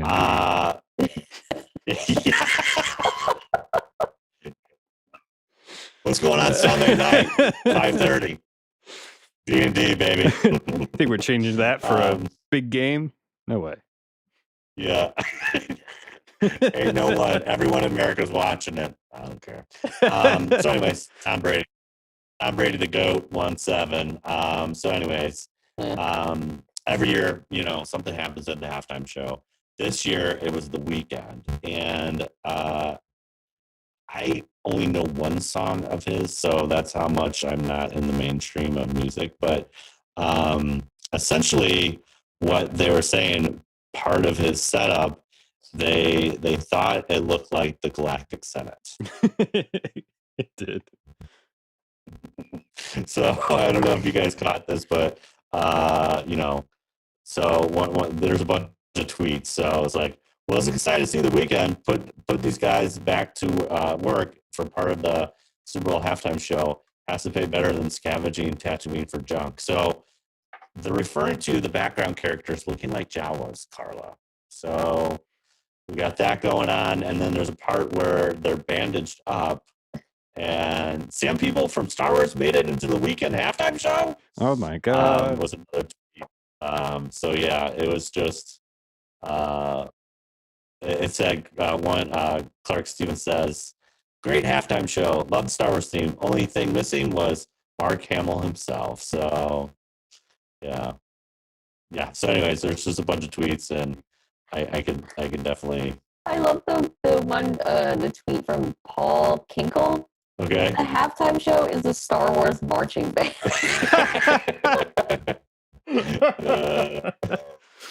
That's perfect. Yeah. Matthew Benedict writes, backing vocals for halftime show provided by Star Wars Jawas. Yeah, I mean, I guess I watched it, but I was half paying attention. I didn't get the Star Wars theme, but I thought that was hilarious. I feel like it's a little bit of a stretch. Like I was looking at like. Someone's been watching too much of The Mandalorian. Right. Yeah. Right. Exactly. It's fun though. It's fun. It's fun. Yeah. Anytime you can bring Star Wars in the halftime show, I'm good with that. Did you know that he paid to do like that whole performance? Like because normally it's sponsored, like like halftime show provided by like sponsored by Pepsi Cola. Like, Yeah. I had no idea that he apparently like paid for all of it himself. Oh, dang. What? Yeah. Why? I don't know. Maybe he just wanted creative freedom to do what he wanted with They it. couldn't get GameStop to sponsor it? Hey, Reddit had a 5-second commercial. They did. Yes. So They blew their entire year of marketing budget on it, which is kind of amazing. So there you go. Okay, this is coming from StarWarsNews.net.com. Rumor. New Star Wars shooter coming in 2021, people. Oh my God. This year. The last few weeks have been incredibly busy. Yes, we know this. So yeah, we kind of talked about the kind of soft launch of Lucasfilm Gaming. Are like, meh. Mhm. But then they like the next day they're like, oh, we're partnering with Bathsheba to do a new Indiana Jones title, and then Ubisoft's Massive Entertainment, The Division, is doing an open world project. And there's been rumors swirling about the Knights of the Old Republic reboot or whatever. Yes, please. Yes. But something comes out of here and says about this new game, he said the following: the project has been in development for more than 2 years now. It's something closer to Star Wars Squadrons than EA's other Star Wars AAA releases. It's a shooter, but could be a first or third person, releasing on all major platforms 2021. It's been built in the Unreal Engine 4 used by Fallen Order. Yeah, what do you guys think here? Well, Todd, my thoughts on it. We've been in a Star Wars drought for far too long. When it comes to video games, that is, EA's kind of been squatting on the license and not hatching any eggs. So it is it's time. It's high time that it's been divvied up to other studios to actually make use of it, and not to say strictly just the more the better, because there have been awful Star Wars games as well. But we've gone like, goodness, almost 10 years and only gotten like a handful of games. Like we need more. There's way too much Star Wars out there not to have more. Yeah. True. Tyler, you got anything to add? I'll buy it. I'll play it. That's my money. spiel on the. I mean, like I feel like I enjoy video games just kind of like for what they are. I don't, get too like crazy about them. Yeah. I mean, like I got Squadrons. I'll be honest, like I'm not really into the Starfighter mode of playing things. Like I don't know, my brain can't just work that way. Yeah. So I feel like as a, you like to see the horizon. You like to see that horizon. Yeah, like it's because when you're in the cockpit, you only see like as if you're sitting in it. Like when I play Battlefront, I have to be in third person. I can't play first person because I feel like I can't see around me. Interesting. So, I mean, yeah, shooter sounds more of like my speed. I mean, I love Fallen Order. Great. Yeah. So that's more good. Yeah. That's more my jam. But There you again, go. I'll buy it. I'll play it. It's got Star Wars on it. I just find it interesting though, if it's super secret, how is it super secret and why haven't we heard about it since it's going to be released this year? So Yeah. I don't know. It's hard to say because there is a lot. Unfortunately, there's been always a lot of projects in spin and then they die. And you're like, whoa. That's the usual, again, video games. There's for every good video game, there's 1,000 that have been canceled or been close to being released and then they never happen. So it's like, oh my gosh, why not? So there you go. All right. And finally, don't mean to end in a bad note, but I saw this and I didn't see a lot of news but this is coming from foxnews.com. Star Wars actress Trisha Noble dead at 76. Hmm. So she is best known for playing Jobel Naberi, the mother of Padme Amidala. And so she passed away on January 23rd before her 77th birthday. It says, but her episode 2, she was in episode 2, but the only way you can find her is on she got cut, and you can only find her in the deleted scenes. Hmm. And then she played a small bit in Revenge of the Sith for the funeral procession. Gotcha. So still part of the Star Wars alumni, that unfortunately she was born in Aussie, and yeah, she was it says got her start on the TV show Bandstand and ended up having a pop music career performing as Patsy Ann Nobel in the 60s in the UK and the US.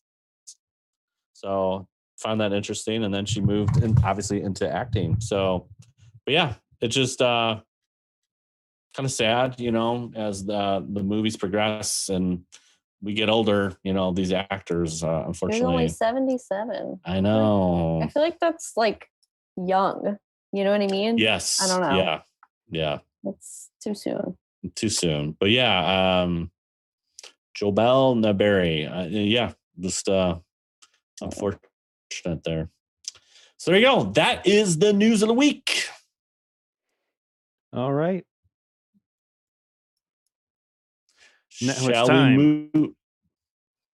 Oh, I'm sorry. Now it's time for Cantina Chat. Welcome to Cantina Chat, the favorite part of the episode where we talk about all things nerdy and geeky in our world. Carla, what have you been up to? I finished Cobra Kai. That's done and out of the way. Nice. Did you enjoy it? I do. Yeah. Again, like it's just so corny and like the fight scenes are ridiculous. And I still can't believe the fact that there's just never adults around. It's the 80s. Adults don't exist.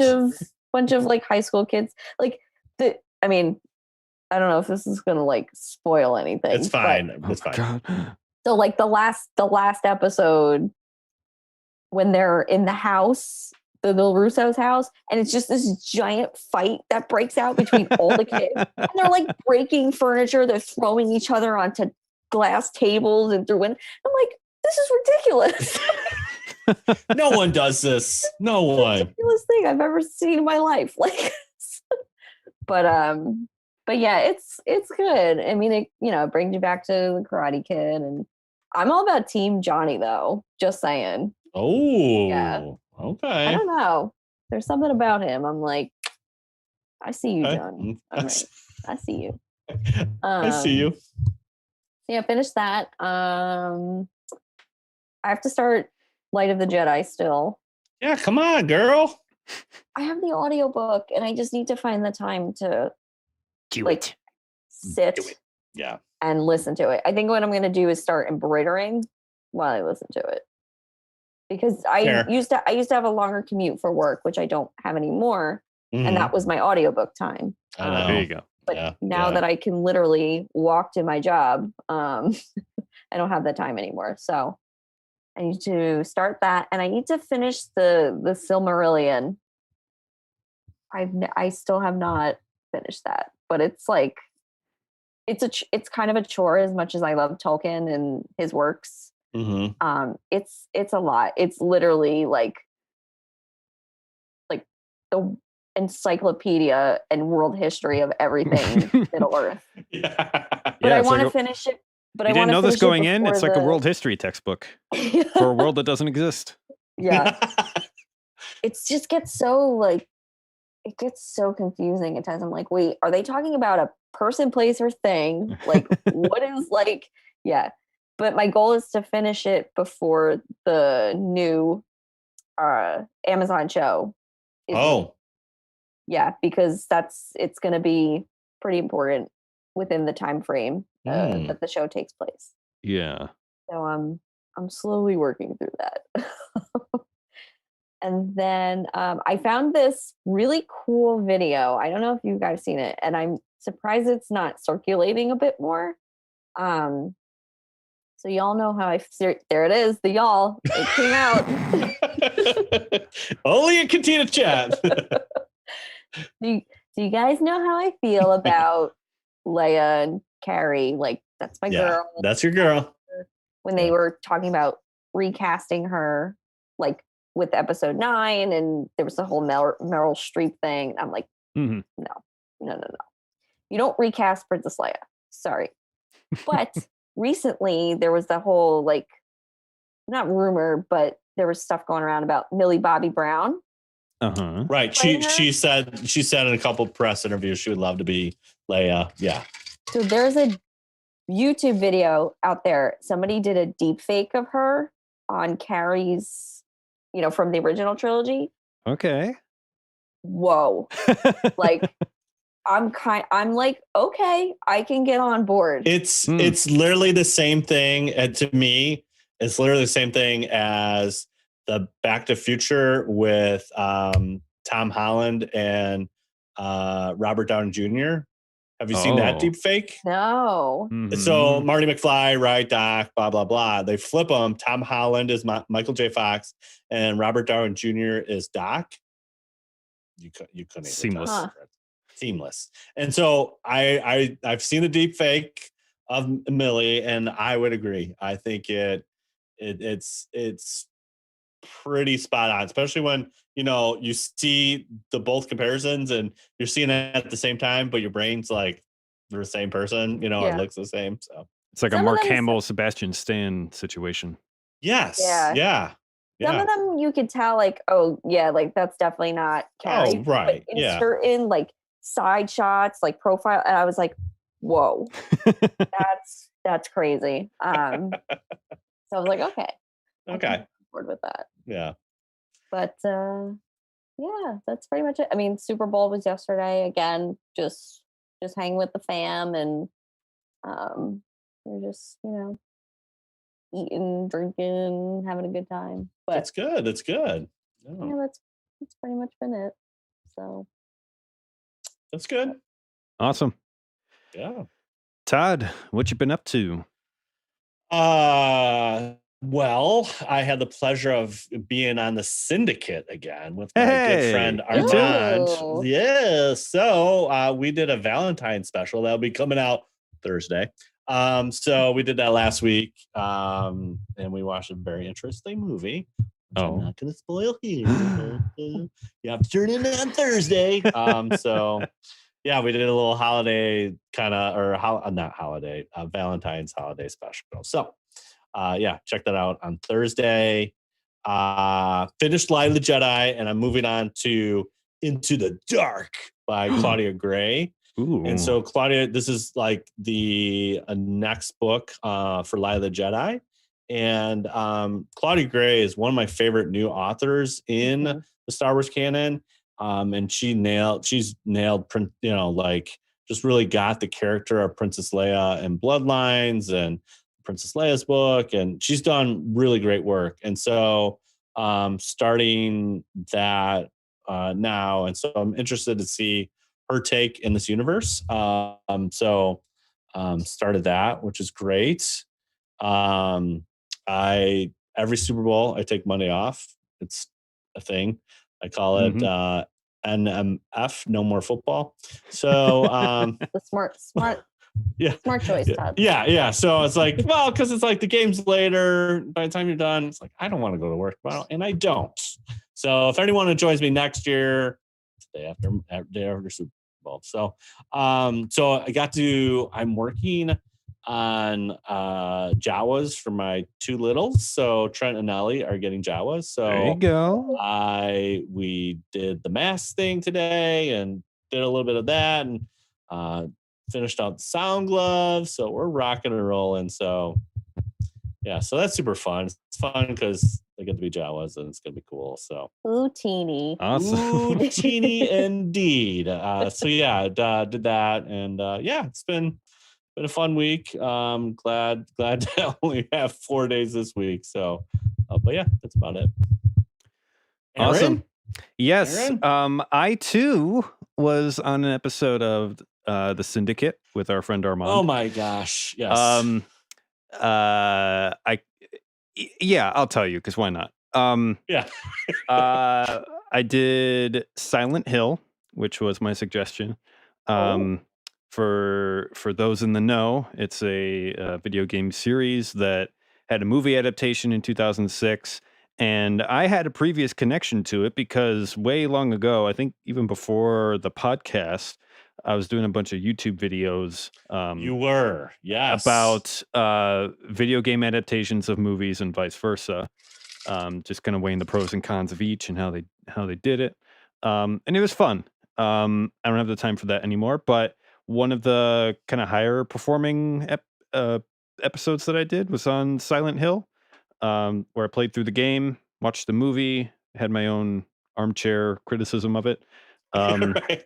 So Right. it was nice to revisit it again, and I had a bit more perspective and a bit more to bring to the table on another viewing. So that was fun. Because you're mature now, Aaron. You're more Yes. mature. Yes, my hair is falling out. I'm wise beyond my years. And so I've got another Syndicate episode that we're recording at the end of the week. Won't tell you what that one is. I mean, Armand hasn't told me to like put a lid on it or anything. I just want to tease you guys. Other than that, I've just been doing my thing. School, work, way too many D&D games. And Clearly playing D&D on the Super Bowl. I mean, you should have had like a Super Bowl type D&D game, if you're really going nerdy. Yeah, maybe like a town fair with like a bunch of different like sports games that we could participate exactly. in. Exactly. Throw a Tom Brady character in there. Yeah, Right. why not? Right.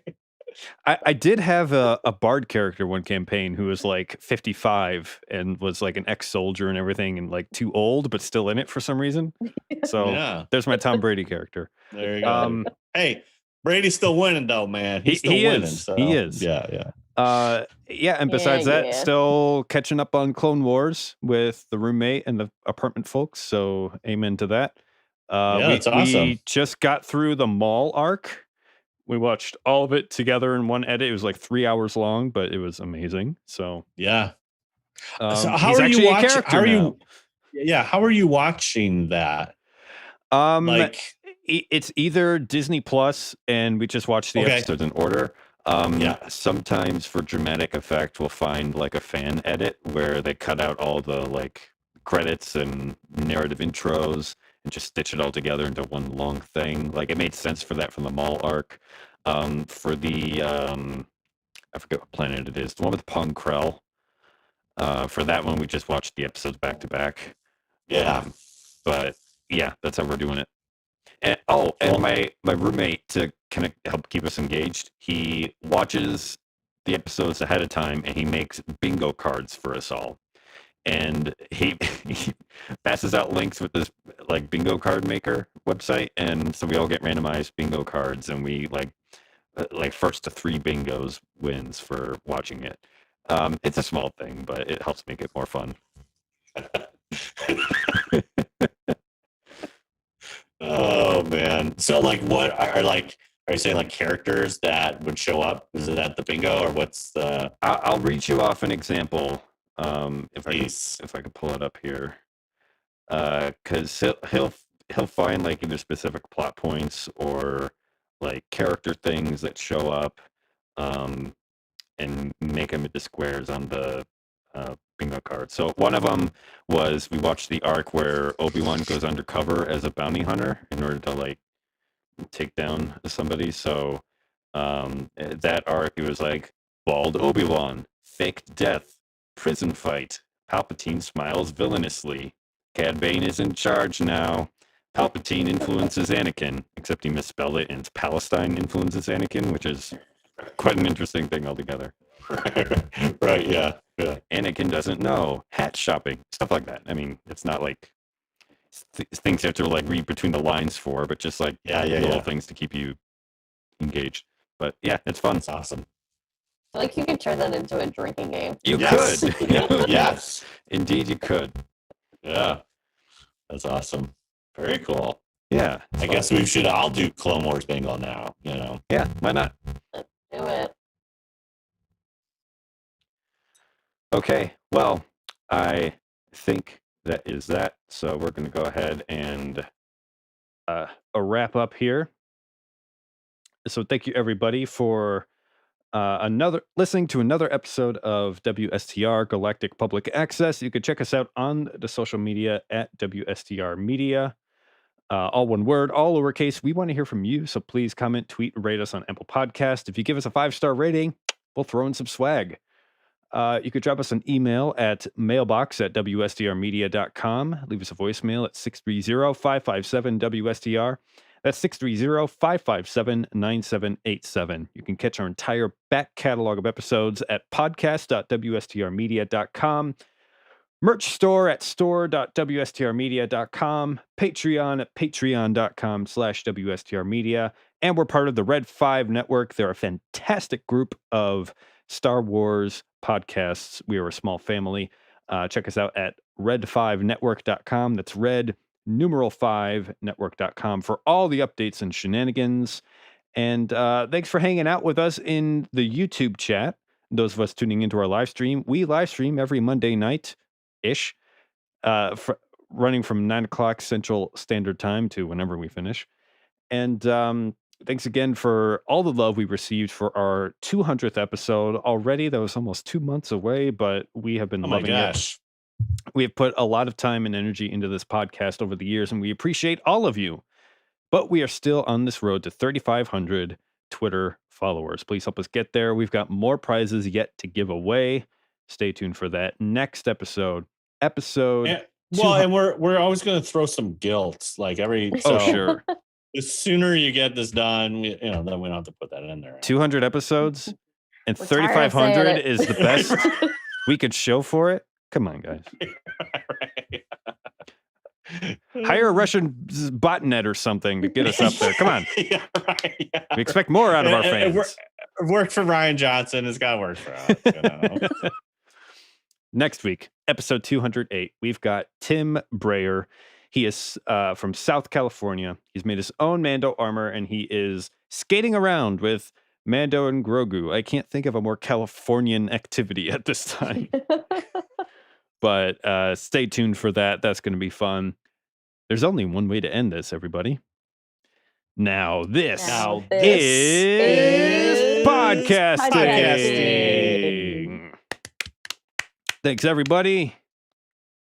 Gonna go twirl a baton now.